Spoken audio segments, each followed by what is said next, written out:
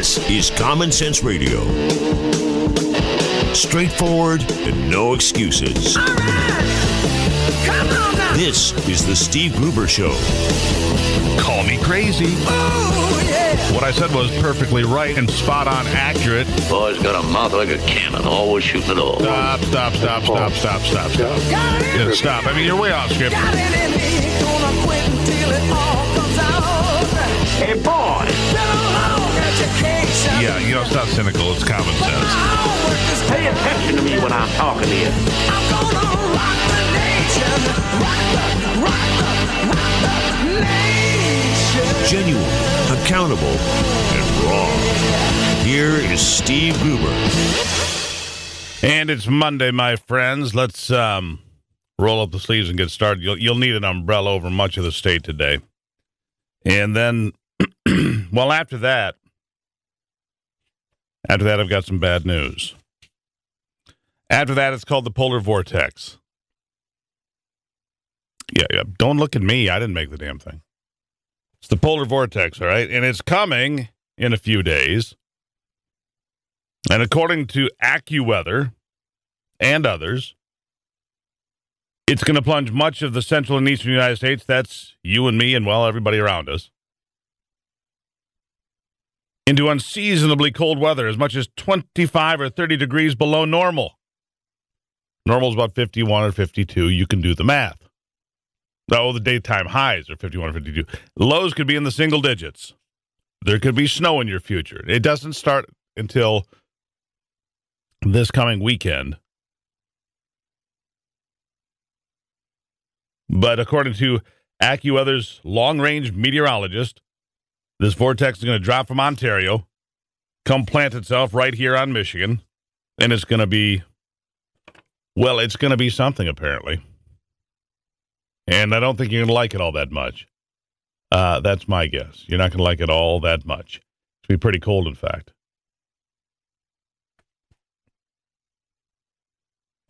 I want to share this next piece.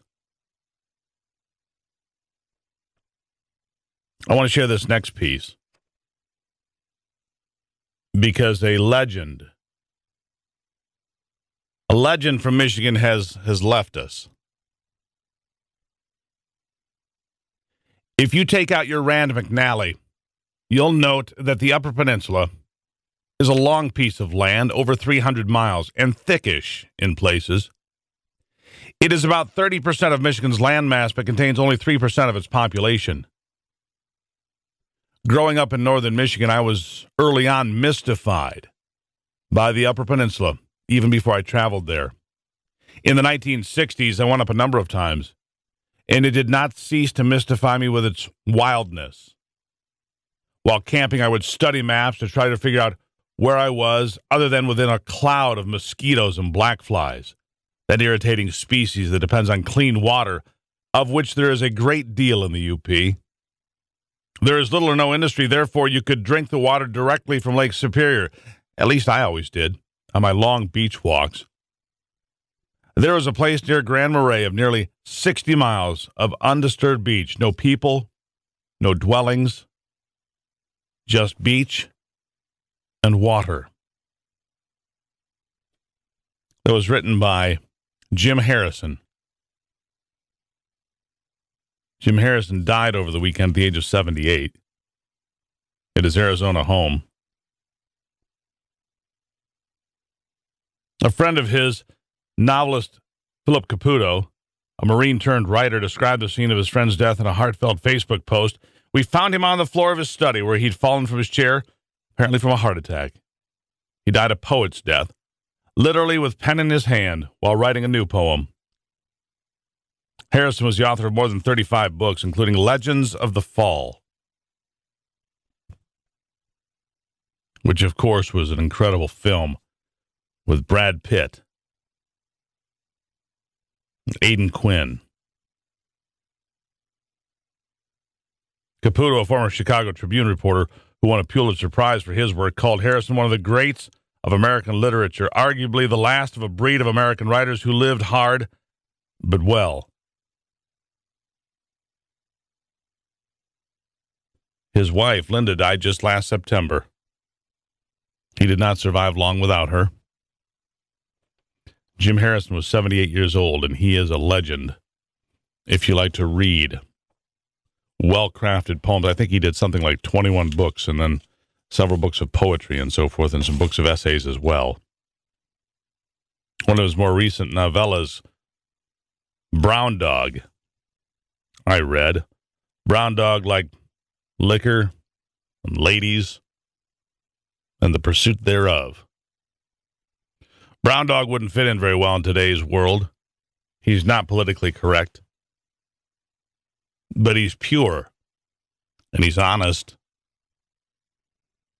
and was a true Michigan character.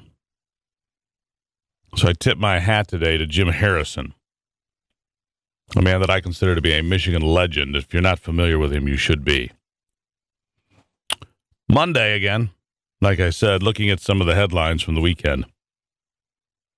Bernie Sanders swept through Alaska, Hawaii, and Washington over the weekend. A threefer, a clean sweep of all the Democratic voting states over the weekend. It means he's won 5 out of the last 6.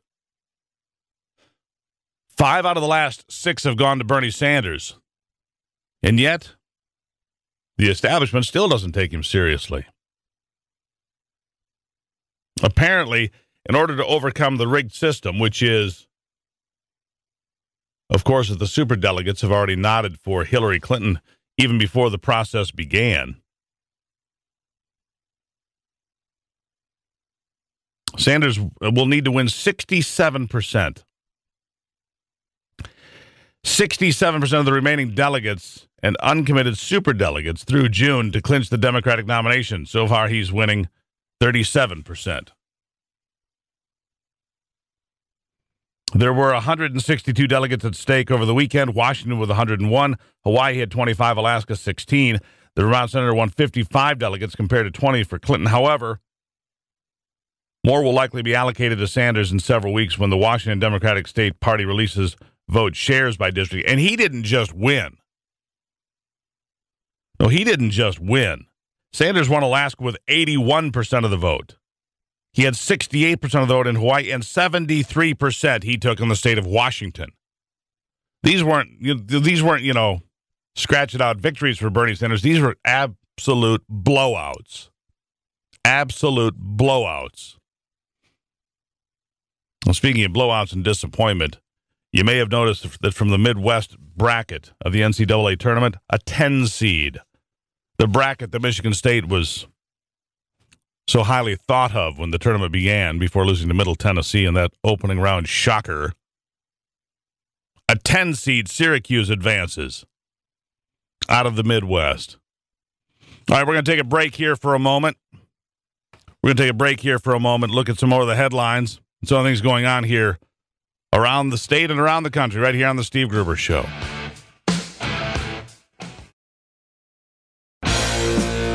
Michigan, born and raised with Midwestern values and Michigan common sense. The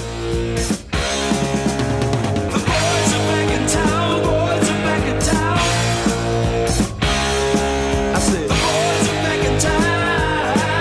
The boys are back in town. All right, welcome back to it. I was talking about Sanders' big momentum push.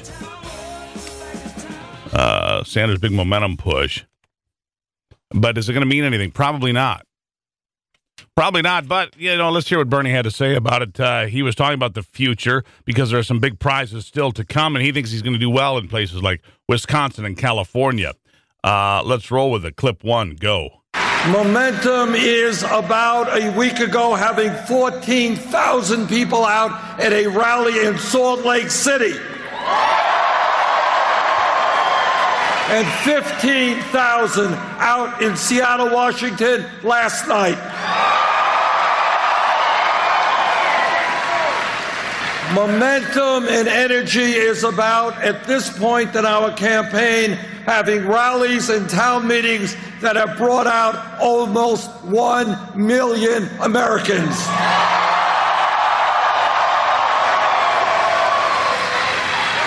And what momentum is about is in election after election winning the overwhelming percentage of young people who are participating.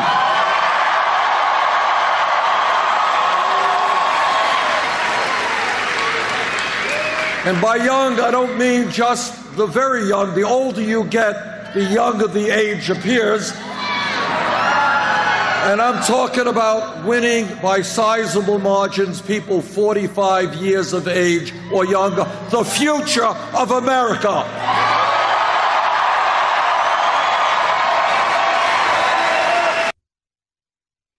There you have it, Bernie Sanders, the future of America, socialism. Apparently the future of America, at least in Bernie's estimation. It is frightening, isn't it?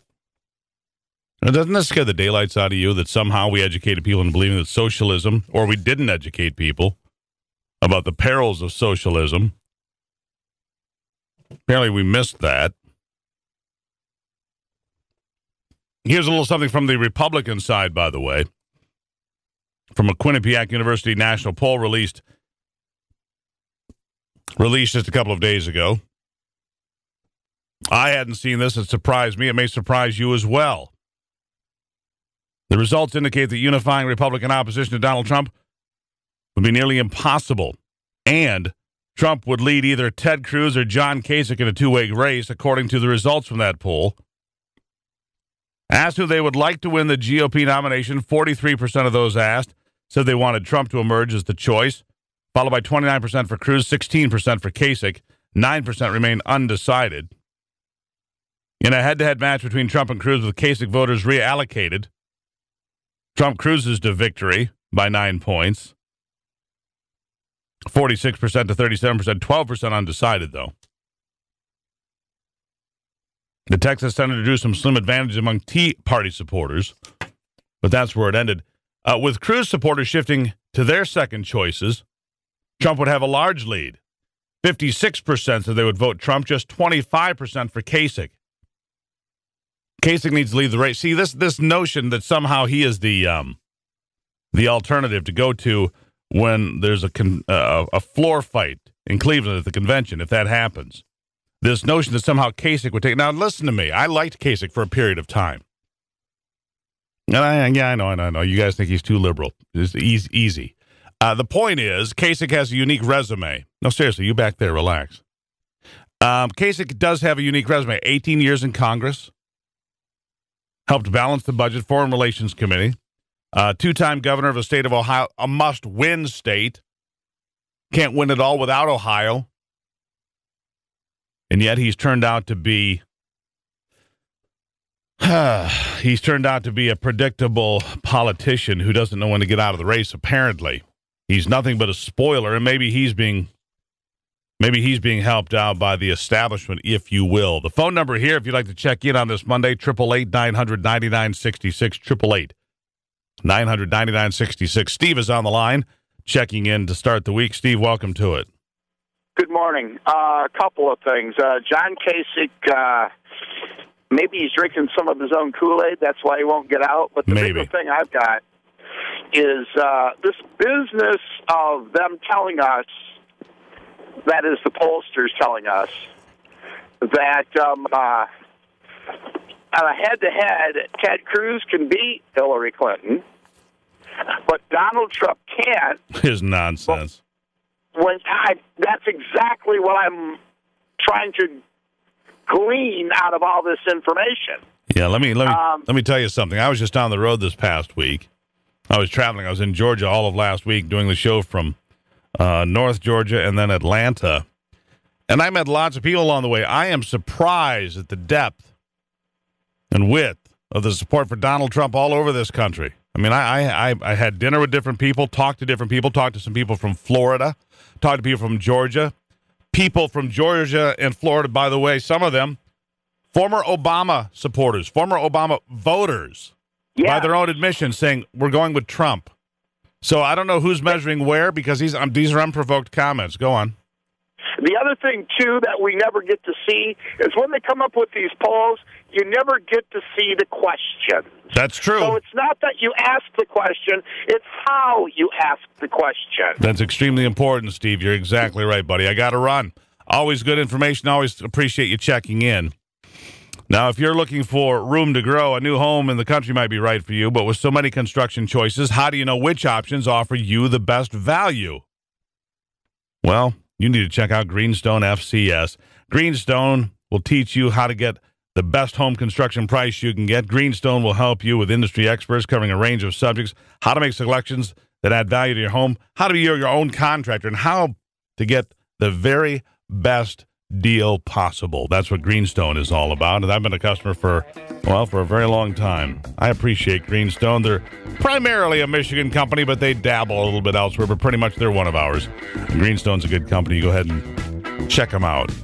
Also today, the Michigan 529 program is making sure it happens right here, making sure your kids and grandkids get the education they need. To learn more, go to savewithmi529.com. It's Monday. Welcome to it. It's the Steve Gruber Show.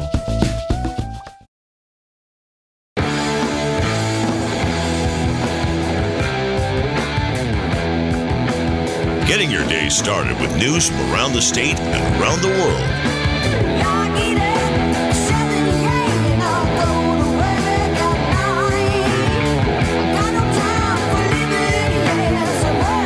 All right, welcome back to it. It's the Steve Gruber Show. Greatly appreciate your support on this Monday. A lot of things to cover today. Big weekend, like I said, for Bernie Sanders, sweeping Alaska, Hawaii, and Washington. New polls showing Donald Trump solidifying his lead in a variety of places. People continue to say that he can't win when he continues to win, so who knows? And of course, Barack Obama out there hanging out of the ball game while Brussels suffers through what could arguably be called their 9/11. Their 9/11. With me, Allan Saxe, the professor here today. Professor, welcome to it. Good morning. I think the major news story is one that has been covered, of course, in the news, but should be the big headline. Something like 72 Christians in Lahore, Pakistan, and over 300 were injured in a bombing on Easter Sunday, I believe, in Lahore, Pakistan. And they were targeted by an offshoot of a Taliban group. There are so many offshoots everywhere. And I don't know why we just say that we're trying to declare war on ISIS and defeat them. There are so many Islamic terror groups all over the world, whether it's the Taliban or whether it's Al-Qaeda or whether it's Boko Haram or whether it's Al-Shabaab, and probably a dozen other names out there. And yesterday in Pakistan, Christians were targeted specifically on Easter Sunday, and 72 people killed, including many children. Yeah, that's exactly right. And, you know, what's interesting about this, it's a mostly Muslim country. That's right. Has a small Christian community, maybe 2% or less of the population, and they just get annihilated. I mean, it's reprehensible. And people like John Kerry can barely say that there's a genocide against Christians in the Middle East, and you see attacks like this. Exactly. I'm still amazed that the Christian church in America and the Western world is not more outspoken and loud about this. You know, I can easily understand now, and this sounds very dramatic, when the Holocaust against the Jews in Europe during World War II was taking place, a lot of people said, why didn't more people speak up? I can understand, because we have another Holocaust beginning to roll across various parts of the Muslim world against Christians now, and you don't hear very much about it. Once in a while there's a news article, but I think people are much more worried about the Final Four in basketball. Yeah, well, you know, and the other thing is, and there's a lot of truth to that, but let's be honest, the American news media is woefully inadequate when it comes to covering foreign events. I mean, if you travel abroad, you'll find the coverage of news worldwide from the BBC or others is far more robust and professional than the American news media. I think what they believe here, and I'm not privy to it, of course, is that they think the American public just is not interested in what's going on in Pakistan or anywhere else, and they want to give us a lot of entertainment news, and that's exactly what they're giving us. And, of course, the battle between Ted Cruz and Donald Trump is just perfect fodder for the mainline news media. No question about that. And, yeah, you know, and it's disappointing, Professor, because you're right. There is this, it's a Holocaust, for lack of a better term, that's going on. And you were right about this against Christians. I mean, how many Christians are left in Syria or Iraq or any of these places anymore? And it's a terrible thing that is ongoing. And again, it's not just ISIS. it's like a fountain out there. It's like if you see a big water fountain and spigots are going off in every direction, and that's what it is. It's Islamic extremism, and it's taking maybe 100 different forms, but it's not just ISIS out there.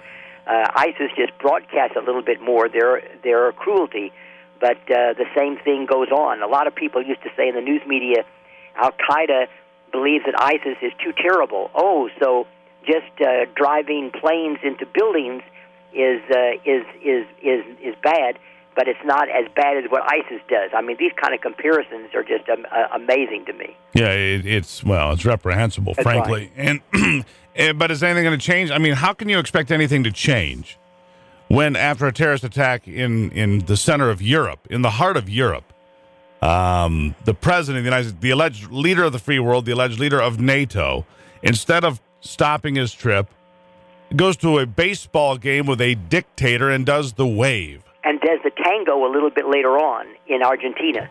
Yeah, we know that Americans now died there. Right. Americans died in that attack.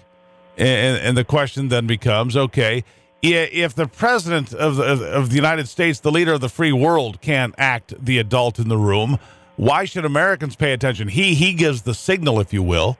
He gives the signal that there is nothing to concern yourself with here. And John Kerry, the Secretary of State, was asked that question, and his reply was, well, you cannot interrupt diplomacy in that part of the world. It must keep going. Oh, I wonder what kind of great diplomacy was done at the tango dancing in Buenos Aires, Argentina. Yeah, that's it's mind-numbing, isn't it, that we go through this? All right, so let me ask you this. Okay, so Obama does this. It means nothing because it'll never affect anything that he does, and the people that like him will be unaffected by it. They don't care. Meanwhile, going forward, Bernie Sanders picks up 3 over the weekend. People might start to care about this. Bernie he's actually won 5 out of the last 6. If Hillary did not have the superdelegates, it would be a pretty close race in the Democratic side. And Bernie may also do fairly well in New York, although Hillary Clinton claims that's her state, and she may be right. She was a U.S. senator from there for some time ago, and they have a big operation there. But other places may be Bernie's territory as well, Wisconsin and other states to come up, California perhaps. It's interesting. And now I think Bernie is finally getting into gear. He thinks that he can take the nomination, and so he's starting to actually attack Hillary Clinton by name, which was never done before. He was afraid of her, I think, before. But now he looks like, by gosh, I'm able to take it. So he's been criticizing a fundraiser that Hillary Clinton is going to have, or maybe has already have, with George Clooney sponsoring it, and I think it's thousands and thousands of dollars for a couple for admittance.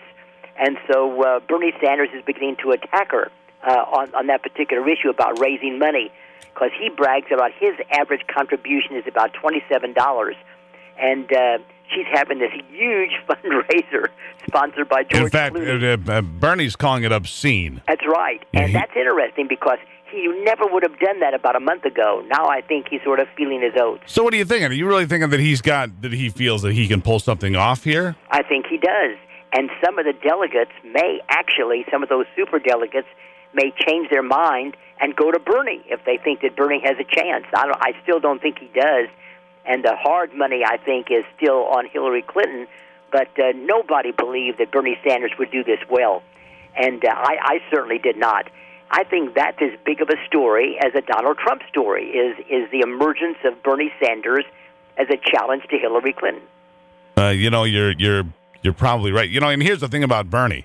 Hillary's failure in 2008 was written off to a once-in-a-generation candidate. That's right. But Bernie Sanders is still, to many people, a second-tier, lackluster senator who's giving her all she could possibly hope for, and then some. He's won 5 out of 6. I'll give you the last word. And yet the Republicans are killing each other and rolling around in the dirt, and they have a chance. They have a good chance, at least they did, of defeating Hillary Clinton.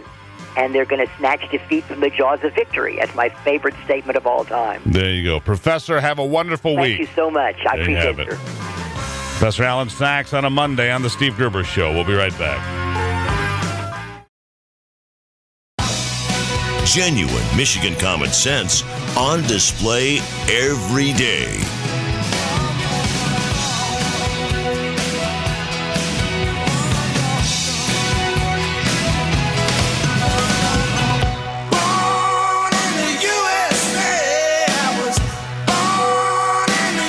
right, welcome back to it. Monday here on the program. So I was having this conversation. I shared this last week a little bit, but if you didn't hear it, to refresh your memory, I was having this conversation with a well-educated, hardcore liberal, and I made a comment to her following the Michigan primary when Bernie Sanders had won, congratulating her, and she got kind of snarky about it and said, "Well, why would you assume that I voted for Bernie?" And, well, you're quite a liberal. She was, anyhow. The gist of the whole conversation in the end was, well, then tell me the difference. I mean, if you didn't vote for Bernie, then you voted for Hillary. I mean, everybody knows it's not exactly a secret, nor do you keep it a secret that you're a hardcore leftist. So if you didn't vote for Bernie and you voted for Hillary, what difference does it make anyway, was my comment, because tell me the difference between Hillary Clinton and Bernie Sanders. Of course, she made a few excuses and took some shots at Republicans, never answered the question. Then her final excuse was, this has been, however long it's been, 2 weeks or more now, that, well, she was on her phone. As soon as she got to a computer, she would explain to me the difference between Bernie Sanders and Hillary Clinton and their policy positions because they're so obvious. Because they are so obvious. Well, my theory then, my premise then is the same as it is today. There is little or no difference policy-wise between Hillary Clinton, a Democrat, and Bernie Sanders, an avowed socialist. And the difference between socialism and communism is communism comes by way of force and enslaves people. Socialism comes by way of voters who vote to enslave themselves. The difference, well, there isn't a damn difference. Anyhow, here's a little, here's an article I found on the Libertarian Republic to talk more about this, and I'm just going to quote a little bit here. Vermont Senator Bernie Sanders may not have a monopoly on socialism in the Democratic Party after all. Mises Institute senior fellow Mark Thornton argues that his opponent Hillary Clinton is still a socialist, just a bit less, and he means a very bit less. Bernie is the most socialist, but he's not far off from Hillary, said Thornton in an interview recently, so whoever gets elected, there isn't much of a difference. Meaning that my premise was right about this. Socialism is mainly defined as collective or governmental ownership of the economy. There is some debate over whether the control could be limited to just fundamental economic functions or whether it has to expand to the greater economy. Democratic socialism adds to the theory that systems should be in place to allow the public to voice how they believe the economy is controlled. That's really what democratic socialism is. They want more government in our lives. Bernie Sanders is just a more honest version of that. The views of Clinton and Sanders differ only really in slight nuance. Sanders, for instance, supports a $15 minimum wage at the federal level. Clinton says it should not exceed $12 an hour unless the states decide otherwise. She supports making college more affordable while he wants it to be free. But, of course, she offered free tuition as well just recently. They both oppose the Pacific Free Trade Deal, which was recently negotiated by President Barack Obama. They also both advocate for putting more regulations on banks and private businesses and say unions need more power. They also believe social services like retirement benefits should stay in government control because they've proven to be so good with your money. I mean, that makes perfect sense to me. Let the government take care. Hey, we'll take care of your money. It'll be right here waiting for you whenever you need it. Yeah. Thornton also adds that many Republicans aren't much better. No kidding. No one is talking about addressing the fundamental problem of Social Security or arguing against the national debt. It's only minor scrimmages on that front.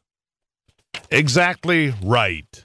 Unfortunately, exactly right. Many Republicans are no better.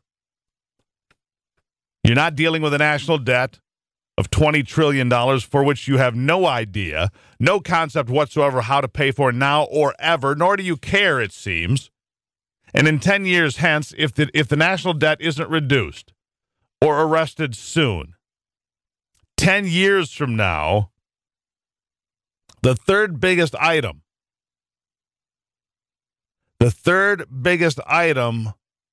on the agenda will be interest on the national debt.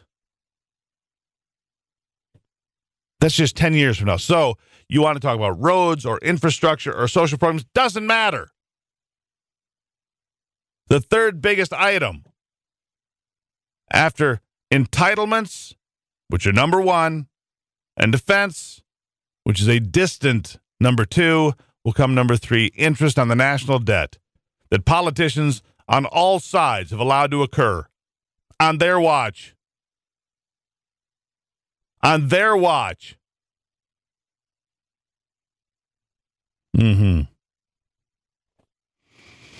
Here's a little cautionary tale for you before we go to the break here. 2 people were arrested on suspicion of manslaughter after a 7-year-old girl died in Britain over the weekend when the bounce house she was playing in was swept away by strong gusts of wind. The inflatable attraction flew over trailers in a park and landed at the bottom of a hill. Summer Grant from Norwich was treated at the scene and taken to the hospital by air, but she was unable to be saved. A freak gust of wind that caught everyone unaware, said Ray Smith, a representative of the Showman's Guild of Great Britain. It actually pulled the safety stakes right out of the ground. A 27-year-old man and 24-year-old woman from the firm that runs the Bounce Castle were arrested on suspicion of manslaughter by gross negligence. Neither has been identified. Both were later released on bail. Those bounce houses, if they get caught in the wind, I've seen them tumble before, but this one claimed to life. Sad, terrible, terrible story. It's Monday. Glad to have you on board. It's wet out there over much of the state. It's been a soggy, early spring-like weekend here in the state, as you well know. I'm Steve Gruber. We'll be right back.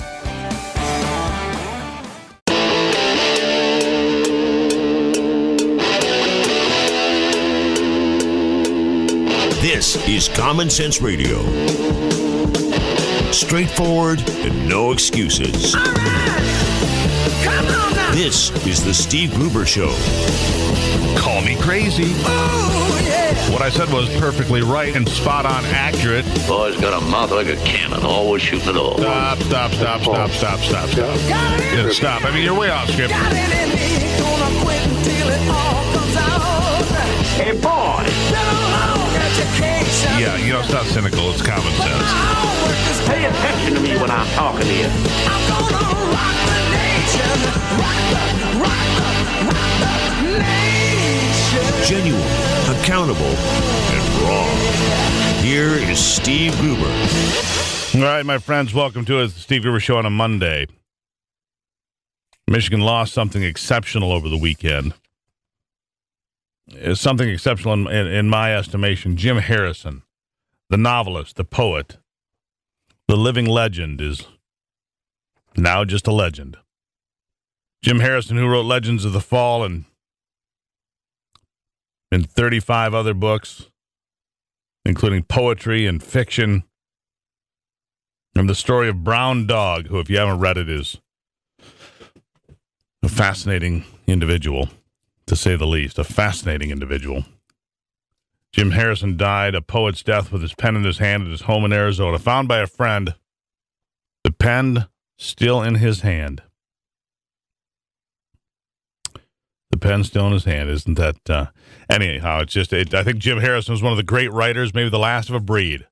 A man who lived hard, drank hard, wrote hard, and died quietly.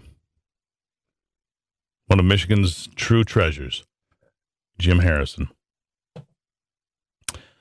All right, shifting gears to some Michigan politicians. Congressman Bill Huizenga was among a group of Republicans talking to Katie Couric over the weekend about Donald Trump and establishment Republicans, that is, and where we might be headed from here. Here's Bill Huizenga and some of his friends with Katie. Clip 6. Go. I want to ask you specifically about some of Donald Trump's positions to see how you feel about them. A ban on all Muslims who are not U.S. citizens from entering this country.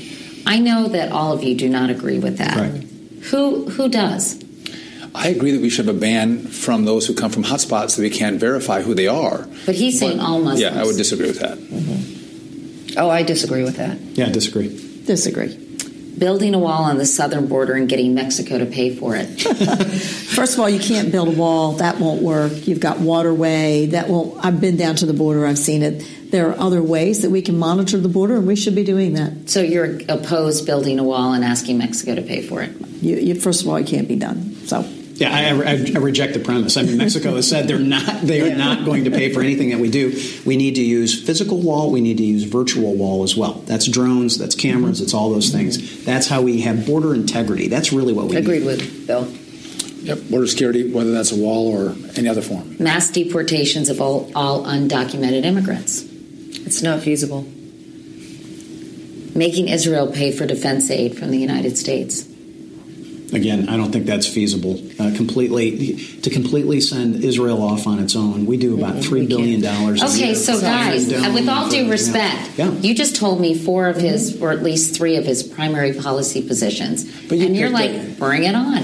I'll support Donald Trump. We believe in making America great again.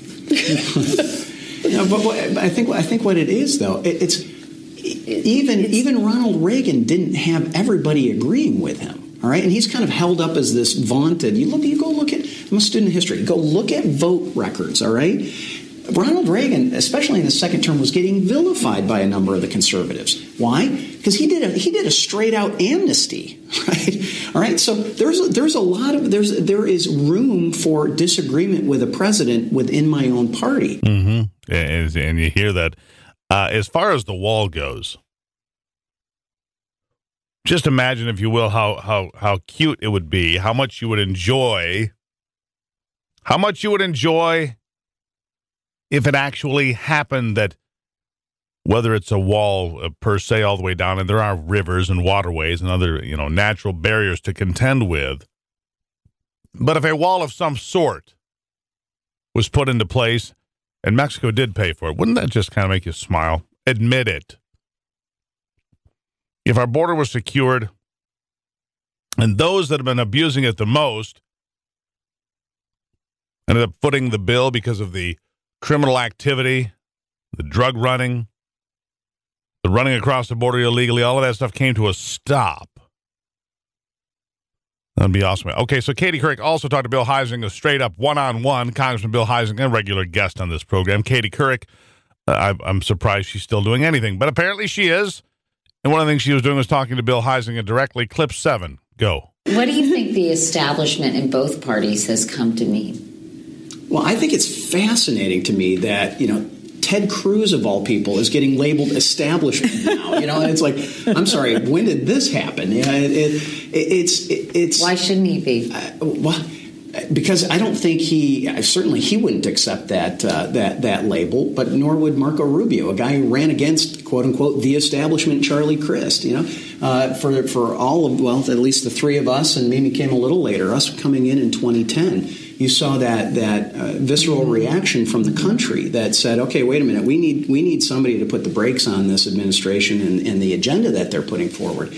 And I always tell this story. I had a guy, I was on the door, knocking on the doors when I was running into my primary. And I had been a state legislator in the area in Michigan. And he looked at me, he said, yeah, I know you, I've watched you, your work in Lansing. I like what you've done. And he goes, I'm going to vote for you one time. And then after that, I figure you're probably just part of the problem. So I'm going to vote for you one time. And it's like, okay, before I've even cast a vote, I've lost you as a potential voter. And so people, I think it just shows that frustration. They're not sure exactly even themselves what establishment is or means, but it's like status quo, or they feel like there's any kind of status quo. Career politics. I can answer that. Throw the bumps out. I can pick me. I can establish. Establishment would be the people that have brought us close to $20 trillion in debt. Establishment would be the people that seem to continue to line their own pockets in Congress and their own pet projects at home at the expense of the American people. Establishment would be those that don't read the Trans-Pacific Partnership and vote either for it or against it without even know what is in it. Establishment would be those that supported Obamacare blindly and still cling to Obamacare even though it is punishing American citizens financially and when it comes to health care. Establishment would be those that are blind to the real needs of Americans while being adherents to their own political parties, whether Republican or Democrat, I care not. That's what establishment is, that puts the good of the party over the good of the people that put them in office. And it happens to Republicans and Democrats on both sides. Establishment would be those that allow the government to grow, even though that's not what many of us want. It's not why we sent Republicans to Congress. Establishment are those that just seem blind and tone deaf and unable to figure out what's going on out here in the real world on a regular basis. That's what establishment is. And Congressman Heisinger, when he comes back next time, I'll be sure to explain it to him in person. I'm good that way. I'm happy to take care of him.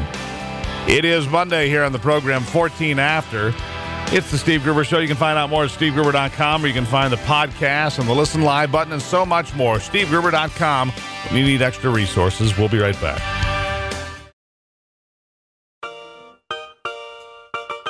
Delivering Michigan common sense with a big dose of truth and honesty.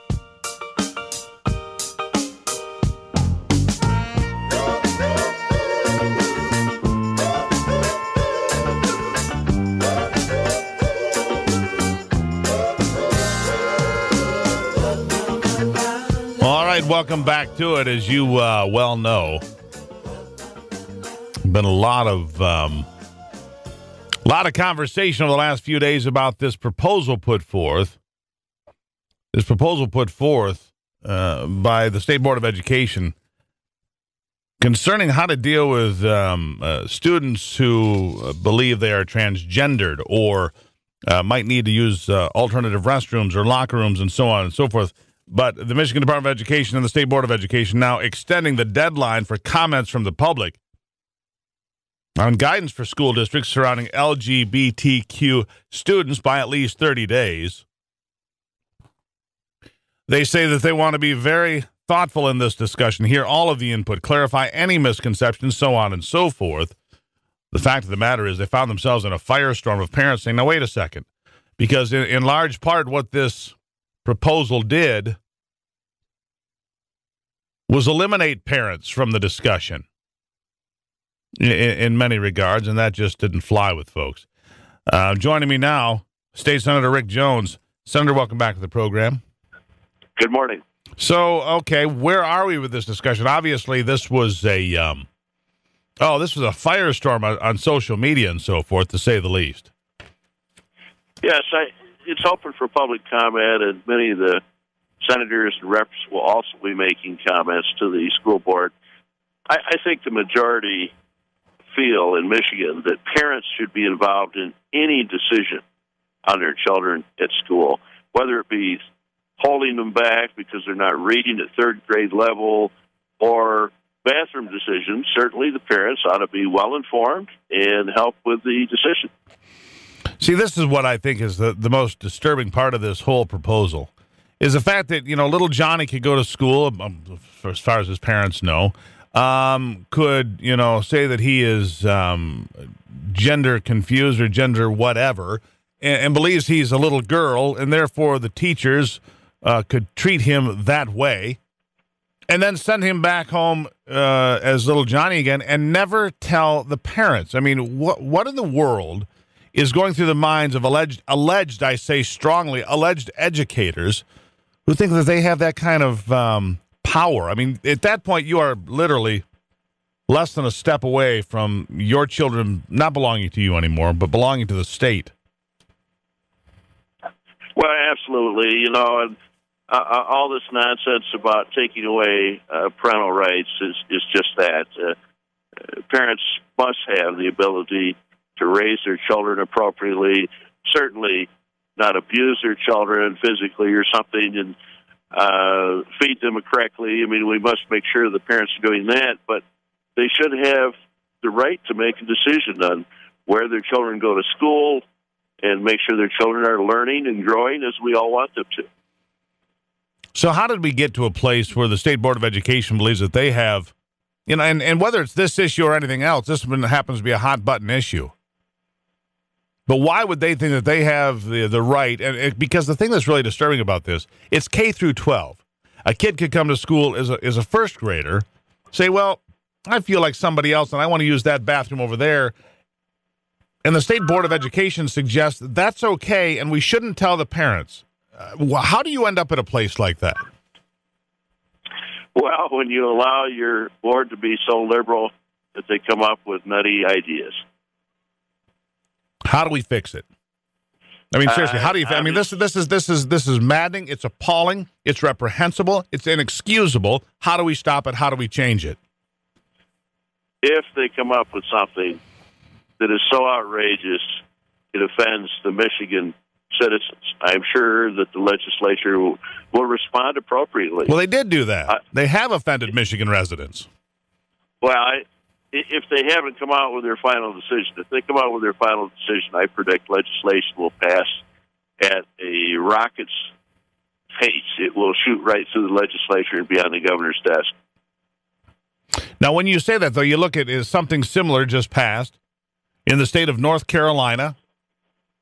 And now big events are saying, the city of San Francisco is banning travel to the state of North Carolina, as an example. Other big events like the Super Bowl may sidestep the state of Georgia if the state of Georgia moves through with legislation like this, or other things that have been getting a lot of attention, of course, being the Religious Liberty or Religious Freedom Acts that would allow Christians to, conduct their business without being, maligned. You tell me, where do we go from here? Well, we just keep fighting the fight. We have a big decision in November, and that decision could decide, do you want the village to raise your kids, or do you want to raise your kids? Because, it's quite obvious that parents need to be involved in their children's lives and raise their kids, not Hillary's legions. Yeah. So, all right. So what is your bottom line on it real quickly before we run about restroom use and locker room use and things of that nature? Well, my bottom line, if their children are involved, the schools need to go to the parents, let them make the decision.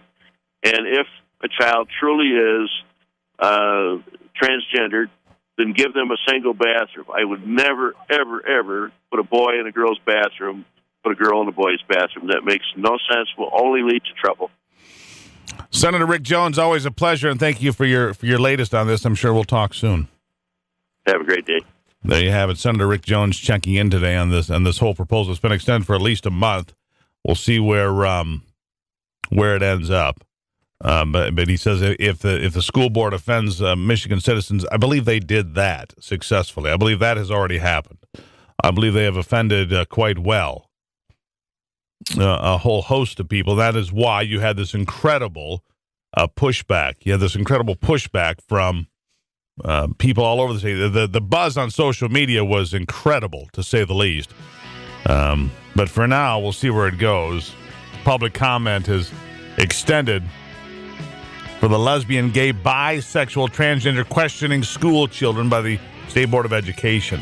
People like President John Austin ought to be held accountable on this one on the Steve Gruber Show.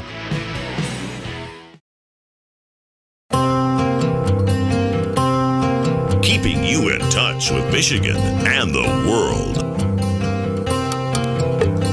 Brother bought a coconut, bought it for a dime. My sister hadn't ordered what she paid it for a lot.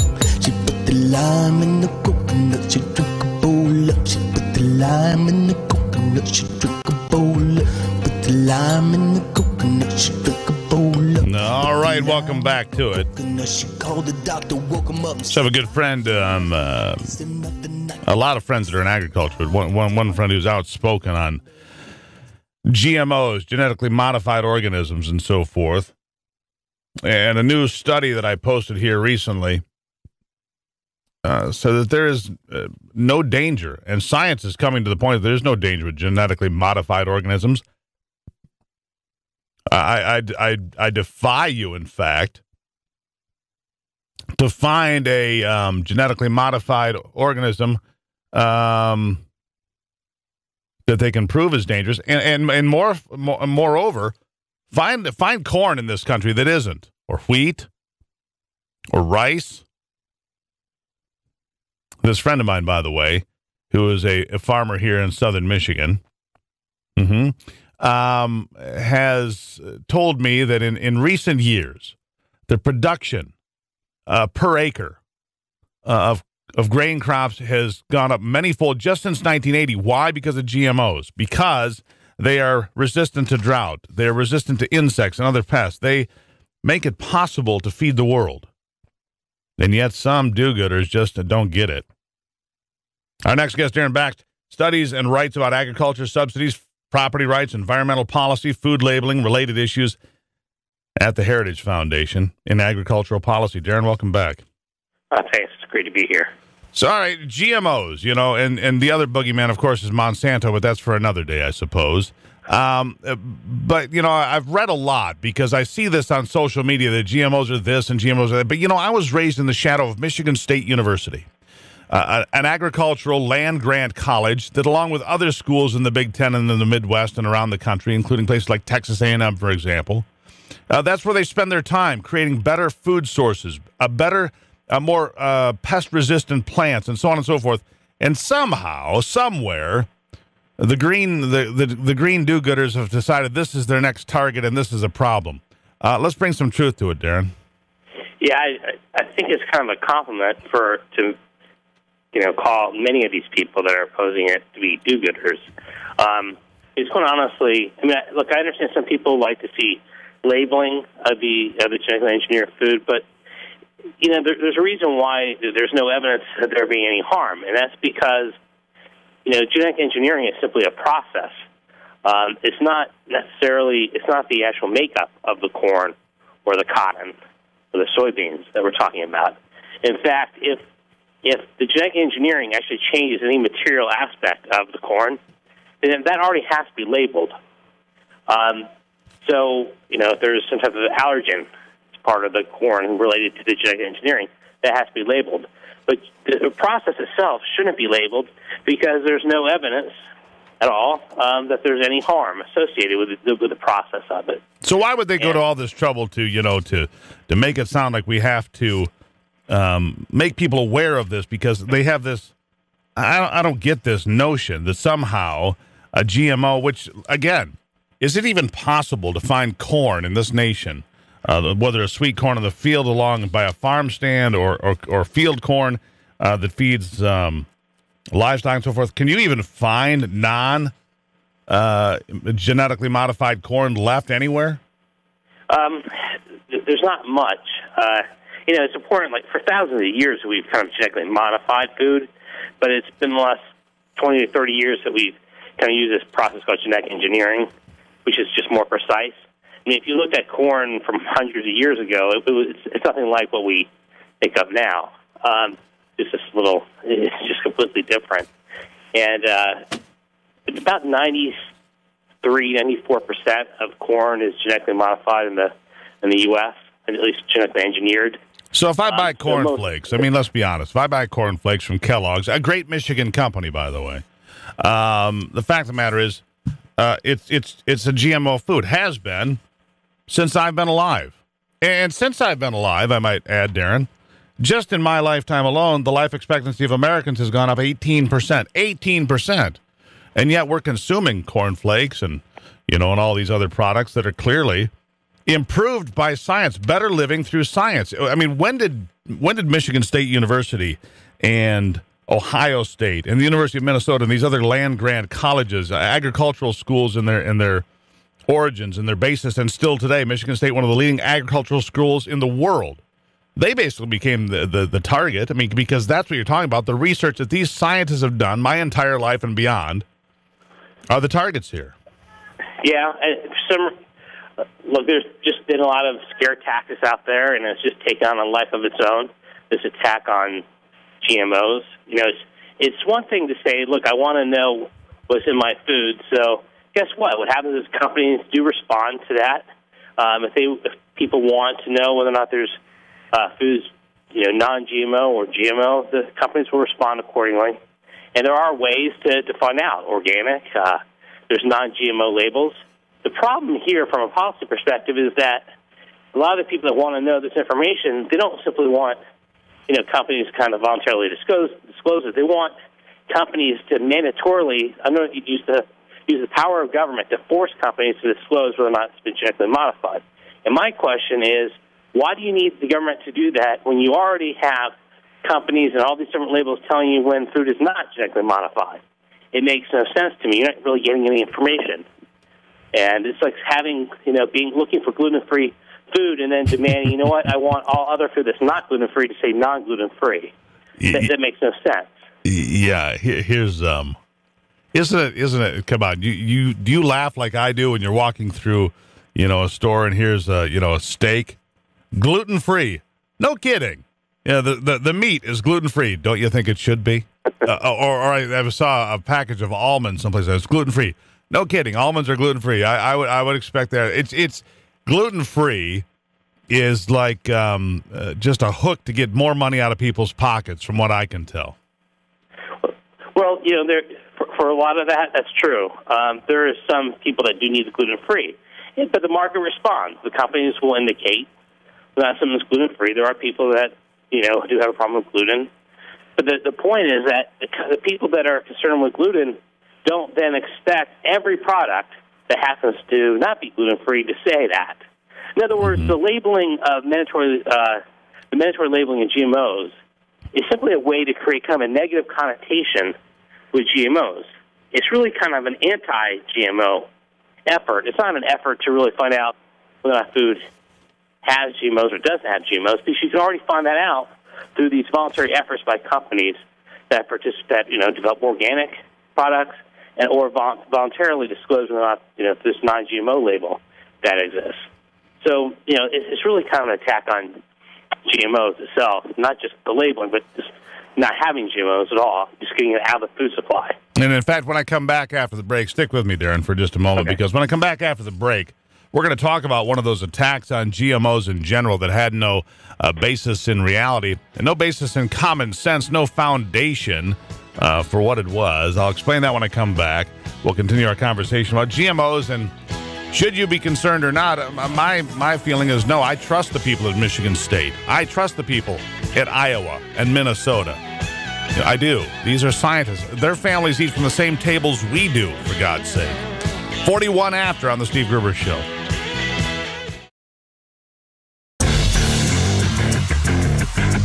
The Steve Gruber Show. American values with Midwestern common sense.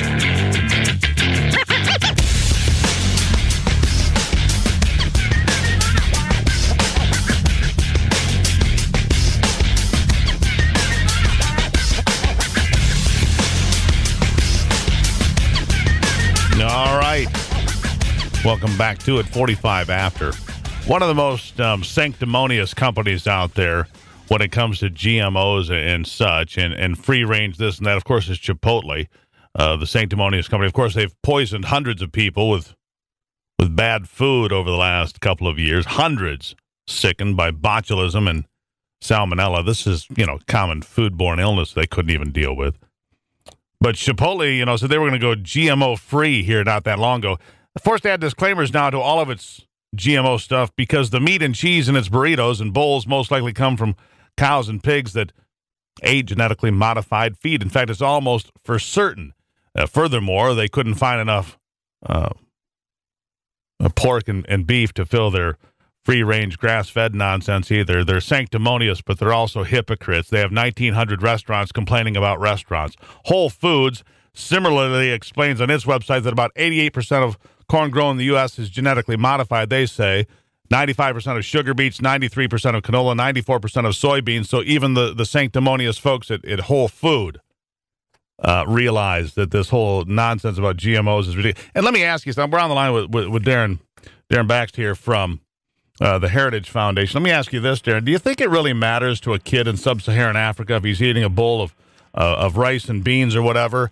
Does he care if it's a GMO, or is he just happy there's food in his bowl?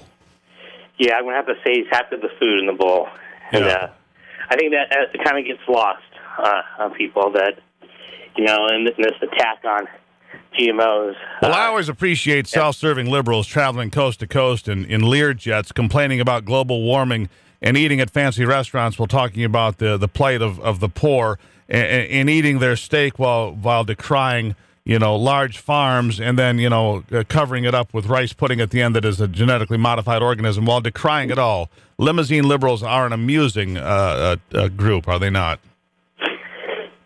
In a way, the sad thing is this kind of movement is, kind of disregards. It's likely to drive up prices here domestically for food. No, it certainly will. Hurt the poor. Yeah, that will hurt the poor. The poor have a disproportionate amount of their income goes to food, so it hurts them more. And then, genetic engineering shows so much promise for so many different things and to help feed the world. That's really one of the biggest reasons why I'm so concerned about this issue. Is because to the extent that we undermine genetic engineering, we undermine our ability to feed the world, and that's a real serious concern. And there are entire industries, like in Hawaii, for example, the rainbow papaya. The whole papaya industry was about to fall apart not that long ago, and through genetic engineering, they actually were able to develop a kind of a resistant papaya to this ring spot virus that existed there, and it actually helped to save the industry. So, that's the kind of potential that genetic engineering has. So. Well, and again, here's the thing. As I was saying at the top of this conversation, my good friend who is a farmer in southern Michigan is a crop farmer, not a livestock farmer, says his yields today, if there's a drought in Michigan today, that his yields will be many times what they were during ideal conditions in the 1980s. His yield will be dramatically higher today in a drought year than they would have been with ideal, perfect conditions in 1980 or 1985. And yet people try to dismiss that. I might remind people that the folks that are behind things like Earth Day told us that people would be dying. 250 million people a year would be dying from famine, and there was no way we could feed ourselves. Well, actually, again, thank you to agricultural universities like Michigan State and others. Thank you to these universities because they have provided the basis for which not only can we create more food, we've created a surplus of food, and we can feed just about everybody. Now, our distribution systems may have some problems, but there is plenty of food to go around if we can get it to the people that need it because of GMOs and other scientifically based solutions. Yeah, and the truth is we would want some of these other countries to be able to kind of start obviously feeding themselves and to be able to do so through genetic engineering.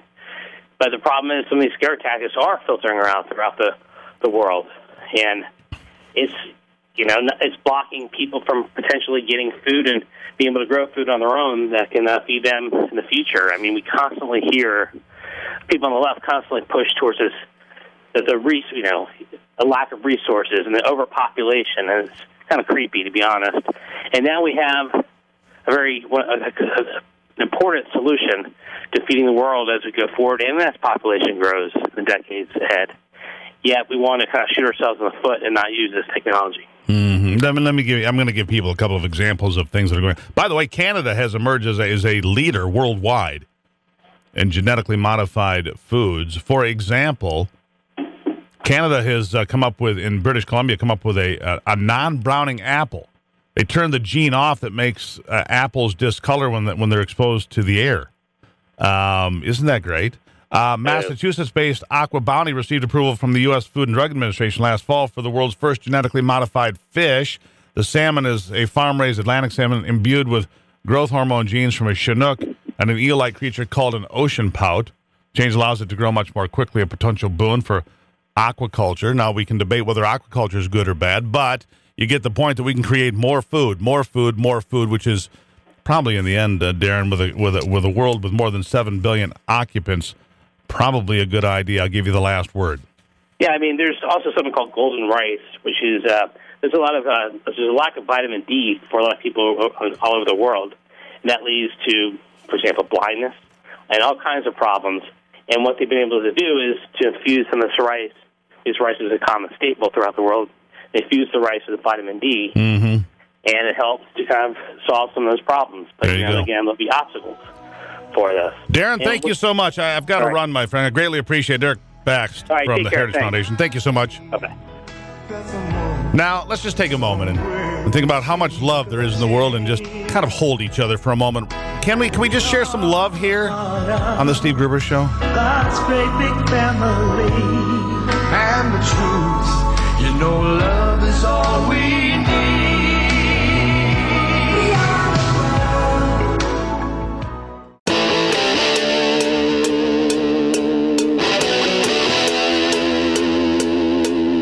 This is Common Sense Radio. Straightforward and no excuses. All right. Come on now. This is the Steve Gruber Show. Call me crazy. Oh, yeah. What I said was perfectly right and spot on accurate. Boy's got a mouth like a cannon, always shooting it all. Stop. Yeah, stop. I mean, you're way off script. Got it in me, gonna quit until it all comes out. Hey, boy. Been a long education. Yeah, you know, it's not cynical. It's common sense. My homework is Pay attention to me when I'm talking to you. I'm gonna rock the nation. Rock the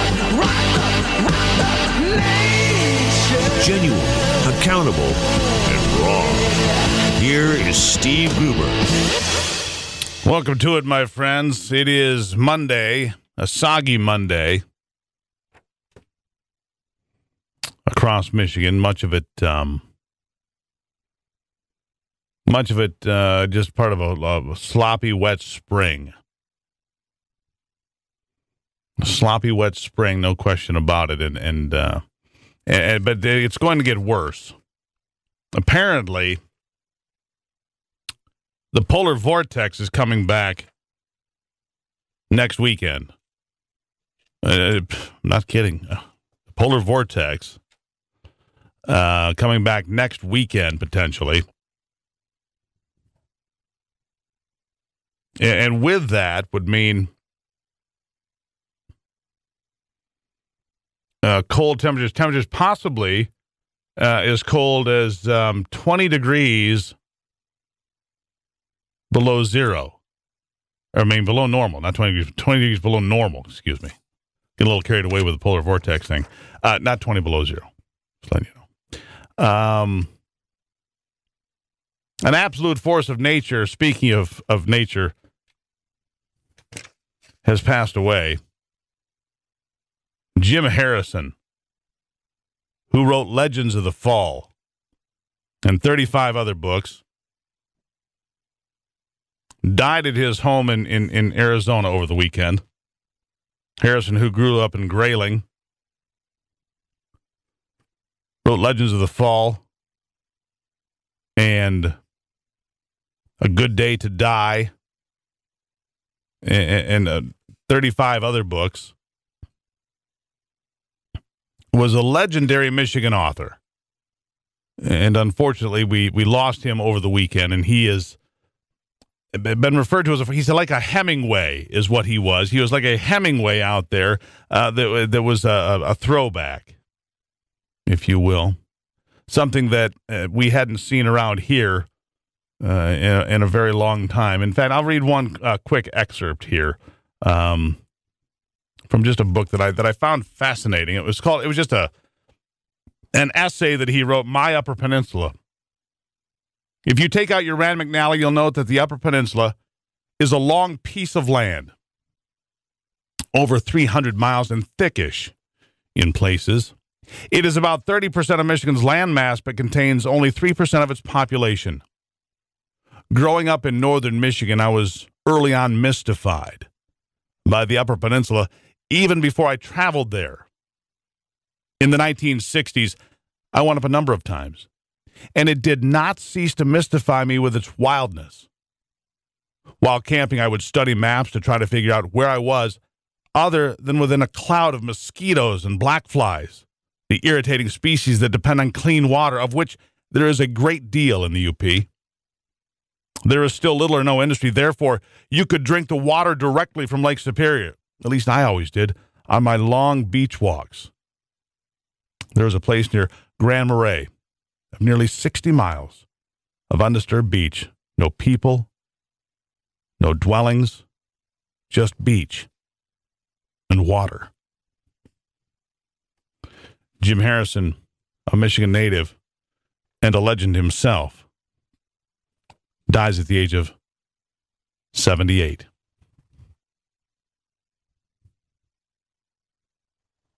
Pretty incredible, I'd say. That the guy that wrote Legends of the Fall, starring Brad Pitt and Aidan Quinn and others, was a Michigan native, and I appreciate his writings. Shifting to more contemporary topics now. There's a story coming out, and I don't know if we're going to share it with you, just coming across the wire. The question at the top: did GOP presidential contender Ted Cruz pay Carly Fiorina's campaign to keep her quiet about an alleged affair? A Ted Cruz-affiliated super PAC, according to this article, Keep the Promise, donated $500,000 to rival Carly Fiorina's presidential campaign in July of 2015. The Washington Post noted that the donation was unusual at the time, but Twitter and the National Enquirer claimed to have a key piece of context. They claimed that Cruz was having an affair with Carly Fiorina's staffer, Sarah Isgard Flores, who, by the way, has been on this program many times. So I don't know what veracity to give this story. She has appeared on this program many times. The National Enquirer claims that Ted Cruz cheated on his wife with 5 different women over the course of his campaign, while the Enquirer pixelated the photos it ran with the story. Twitter sleuths, posing at hashtag Cruz sex scandal, have claimed to unravel a few of the mysteries.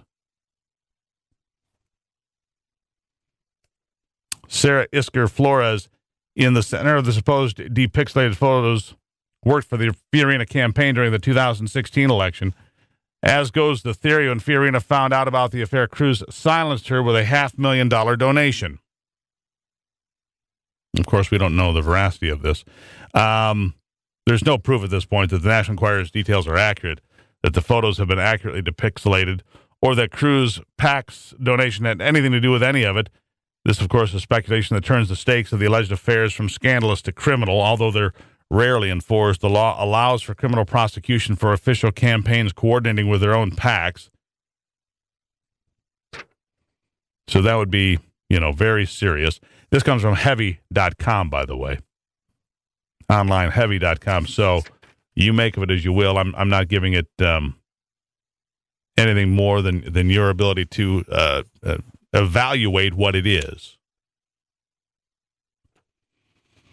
Donald Trump, by the way, blamed by Ted Cruz for the entire sex scandal revelation. Donald Trump, for his part, says, excuse me, I had nothing to do with it.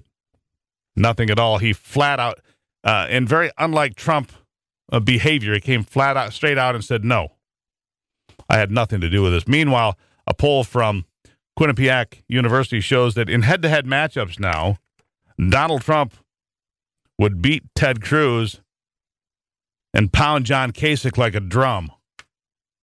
He would beat Kasich, by 1.5 miles and Cruz by 1 mile in head-to-head races right now. That's from the Quinnipiac University National Poll, which means as Cruz gets weaker and Kasich gets weaker, the path to the nomination for Donald Trump becomes more clear each day. A lot to consider on this Monday, huh? It's the Steve Gruber Show. We'll be right back.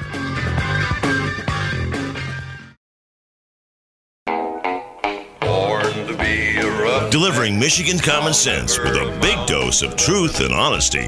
Pulling keys and laying pipe is hard labor. Let me give you some stats here you'll find fascinating. Since 2005, members of the European Union have aggressively pushed policies aimed at addressing climate change, global warming they used to call it. These policies, of course, have resulted in dramatic increases in the cost of electricity for residential and industrial customers. Between 2005, when the EU adopted its emissions trading scheme, and 2014, residential electric rates in the EU increased by 63%. By comparison, in the U.S., rates went up by less than half of that. Countries that have intervened the most have seen their prices go up the most. Germany, Spain, and the U.K. have seen their electric costs skyrocket quickly. And as far as emissions go, Let me give you an example. The EU reduced its carbon dioxide emissions by 600 million tons per year between 2005 and 2014. But China, India, Indonesia, and Brazil, they increased their output by 4.7 billion tons, or 8 times the reduction achieved by the EU. So where are we going? Nowhere fast, it would seem. Robert Bryce, a senior fellow at the Manhattan Institute, to put together this little bit of information for me on the line. Robert, welcome to the program. Good morning, Steve. Thanks for having me. It seems that we're running a fool's errand here. And a costly one. Yes. It is remarkable when you look at what has happened in the EU, and we've seen occasional news stories that say, oh, well, here's what happened in Germany. Okay, well, what happened in Germany? Since 2005, residential electricity rates in Germany increased by 13 cents per kilowatt hour. Per kilowatt hour. That's the increase. Well, that's greater than the average price of electricity in the United States, which is 12.5 cents for residential customers. So we have the environmental groups continually holding up Germany. Oh, here's a great example we should follow. Residential electricity in Germany now costs 40 cents a kilowatt hour. That's 3 times the average rate in the United States. How soon until we see 18-wheelers rolling down the highway with windmills on top of them to make it happen? Well, I think probably about the same time you get that hat with the windmill on your head. Yeah. How about freight trains? Are windmills and solar panels going to push freight trains over the Rocky Mountains? Yeah, no, of course not. And why not? Come on. Look, it's all about. In my 4th book, Power Hungry, I wrote about the 4 imperatives: power density, energy density, cost, and scale. It's the energy density, stupid. Why do we use diesel fuel and gasoline? Because the energy density in gasoline is by weight about 80 times that of the best lithium-ion batteries. You know, the electric car, we've heard about it for a century. It's the next big thing, and it always will be. Well, for some people, though, I mean, in fairness, I saw Tesla over the weekend again. I think it's a beautiful car. It rockets out of a parking slip, and I think they might have it figured out a little bit better than some. Am I wrong about that? Well, I absolutely agree. It's a beautiful car. It's super high performance, and I have a piece that's going to be published in USA Today next month on the electric car. But it's the average household income of the average Tesla S buyer is $293,000. So it's not exactly the Model T. This is not the Volkswagen. We're subsidizing high performance automobiles for the Beamer and Benz crowd. Why? I have no idea. Well, it looks cool. Well, it looks cool. Okay, well, what would be the outrage if we say, oh, all you Bentley buyers, here, we're going to give you a $7,500 tax credit because we know you like those leather seats on your Tesla. Robert, I don't think you seem to understand that when you're headed to the airport to get in your private Learjet to go across America to discuss global warming and the plight of poor people, it's nice to get there in a Tesla, and I think you're missing that important point. Oh, damn, Steve, you've got me there. Come on.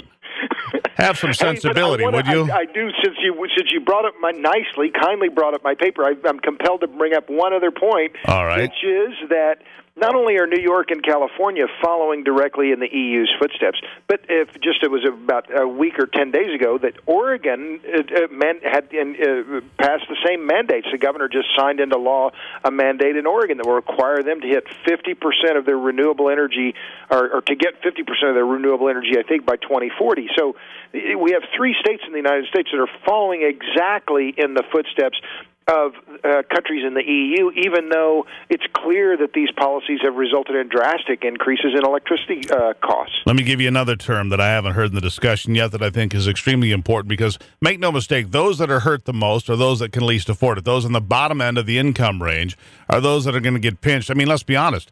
If your electric bill goes from 50 to 100 or 100 to 200, those that are making less money can least afford it. And then you end up with something called energy poverty, which means you can't have the lights on all the time, or you can't use the air conditioner when it's hot as much, or you have to restrict the use of different items that use a lot of electricity, like a microwave oven. You see, energy poverty is a real problem that is facing America if we continue to act in such a ridiculous fashion.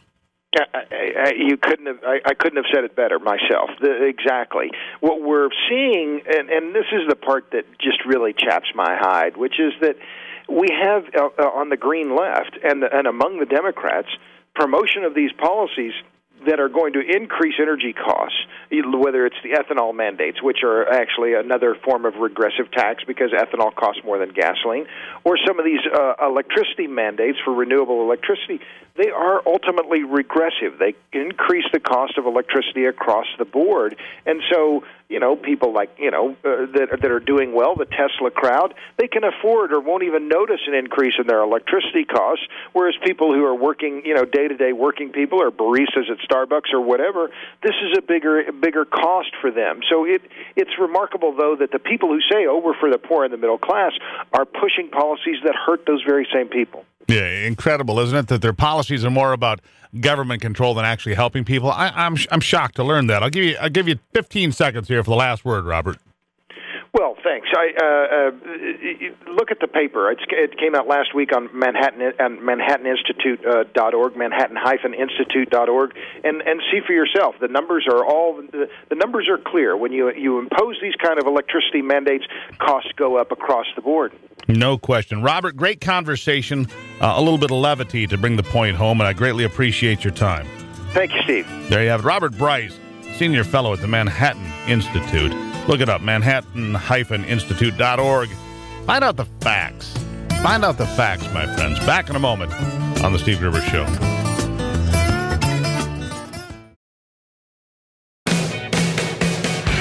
Taking a closer look at the stories that affect you most with a big dose of common sense.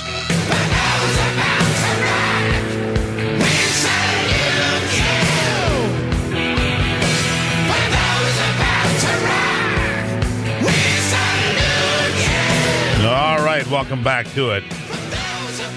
One of the things that, one of the criticisms, I suppose, of Barack Obama is that people believe that he has attempted and more accurately succeeded in diminishing America worldwide, both at home, where people are almost, think it's a sport to insult America and find fault with America, as opposed to realize that it's the greatest nation in the history of nations, which it is, on a variety of measurements.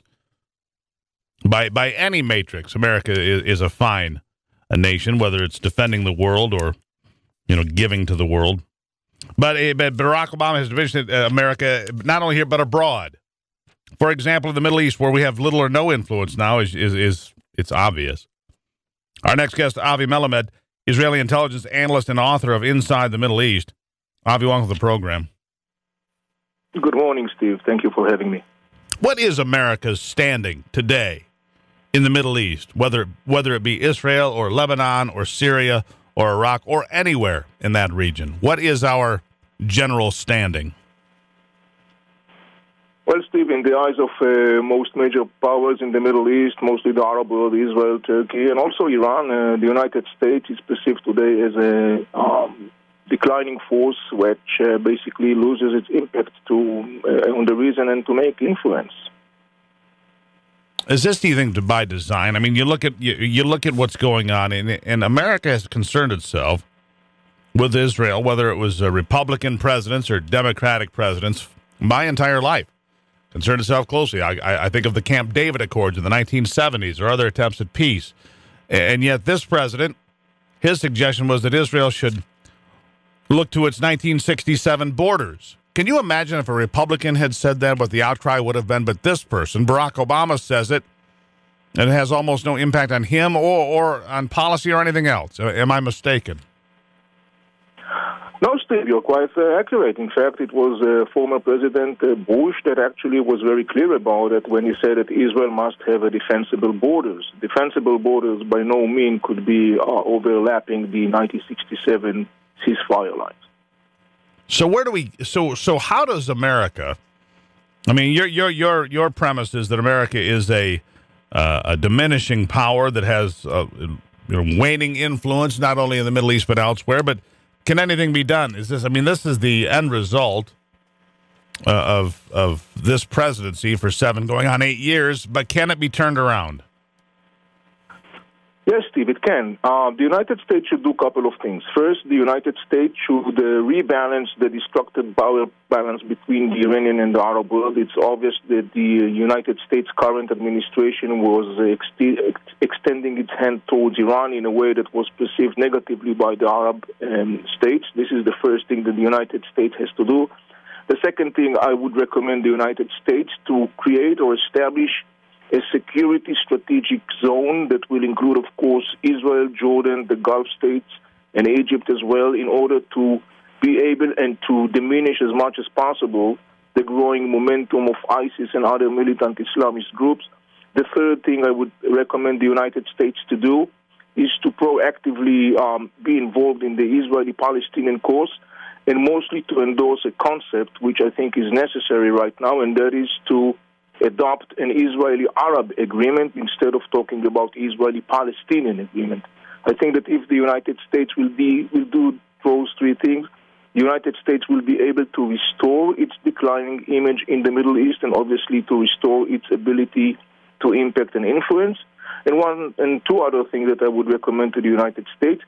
There are voices in the States that actually argue that the Middle East is not so important for the United States. I think this is a short-sighted and very dangerous and counterproductive outlook to the strategic interest of the United States.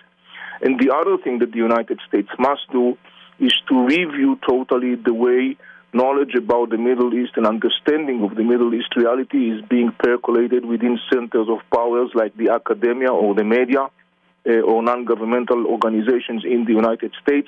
I think it's crucial for the United States to do all these things in order to restore its image and impact in the Middle East. Who do you think, as you look at those that are running for president currently, Republicans or Democrats, anybody that's in the race currently, is there anybody in that group of people that you believe has the ability to reassert American influence and have some impact in reshaping policy as we move forward?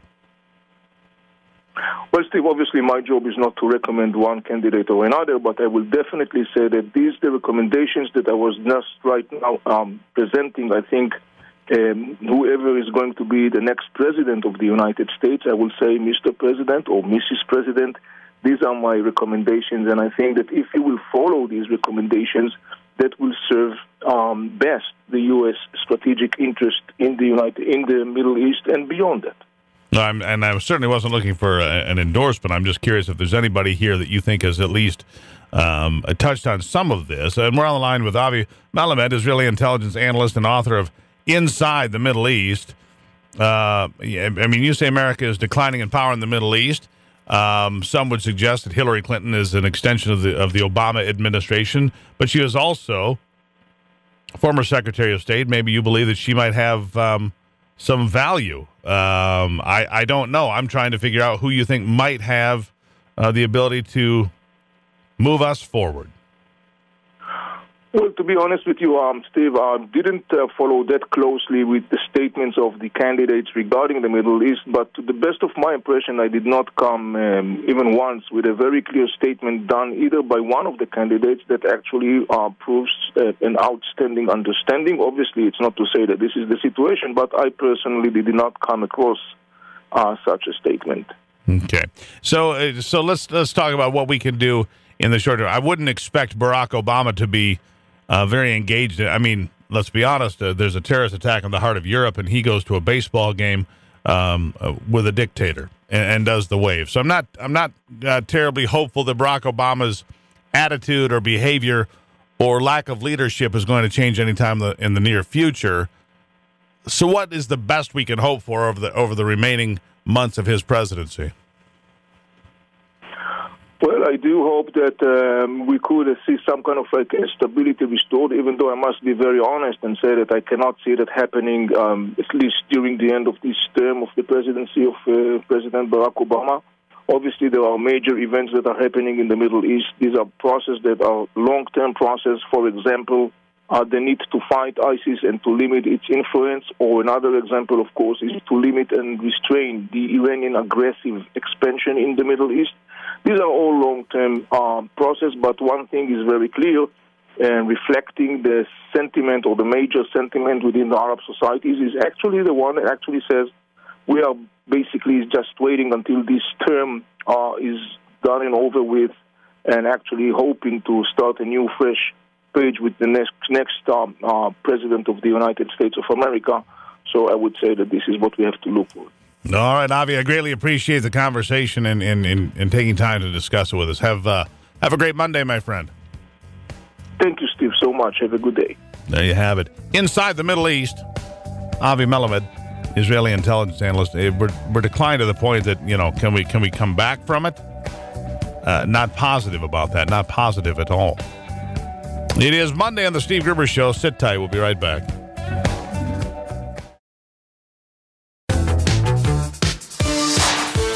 The Steve Gruber Show. American values with Midwestern common sense.